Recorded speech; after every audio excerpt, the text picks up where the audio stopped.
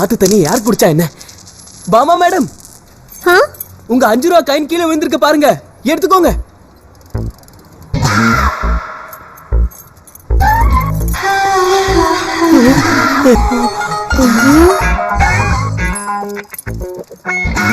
ரொம்ப தேங்க்ஸ் பா. வாவ், பெரிய ஆளு குரு நீங்க. ஏய் புலி முட்டை, இங்க வா. நீ சிட்டிக்கு வந்து 2 நாள் தானே ஆகுது. இதெல்லாம் பலான ட்ரிக்கு. இத கத்துக்கிட்டேன்னு வைய, நீ தியேட்டருக்கு போய் ஜூலி படம் பார்க்க வேண்டிய அவசியமே இல்ல. 5 ரூபா செலவுல லைவ் டெலிகாஸ்டே பார்க்கலாம்.